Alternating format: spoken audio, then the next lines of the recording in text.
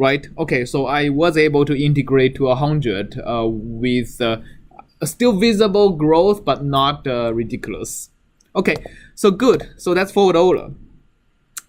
And let's go back and implement our midpoint rule. So let's say theta is equal to theta 1 to 2. Okay, so I'm just getting rid of all the previous all the later solutions. Okay, then I'm going to be doing pretty much the same thing except starting from dt. So let's look at your scheme. Theta of n plus 1 is equal to 2 delta t times. So first of all, I have a 2 delta t times this, and instead of n, I have an n minus 1, right? And the next thing is the same. If I, yeah, okay. So I have n minus 1 and 2 delta t. So everything else is the same. Should we run it? Okay, wrong section.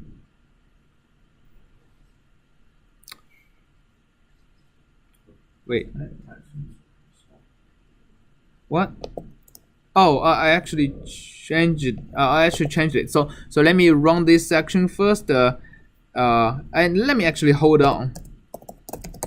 Okay. And plot the midpoint rule using dots to distinguish it from the forward Euler.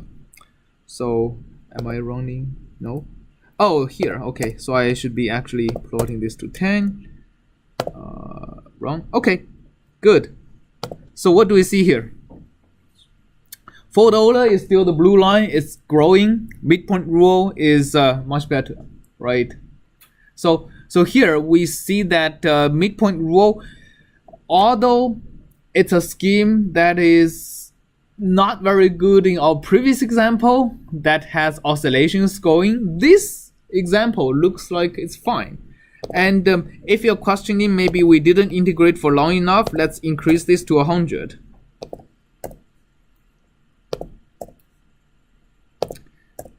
All right, let's increase this to 100 and run it. Forward Euler has gone down to the bottom and midpoint rule is still doing fine.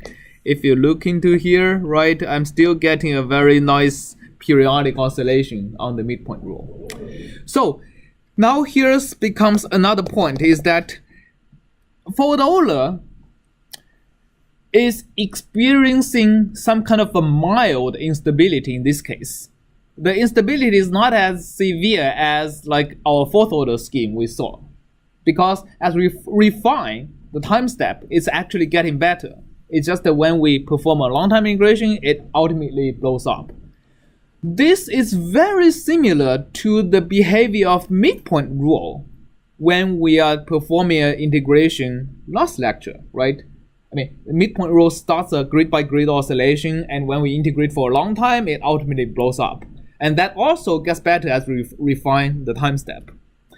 So this is actually relating to the second milder type of instability, the eigenvalue instability that actually depends on the specific equation you are solving.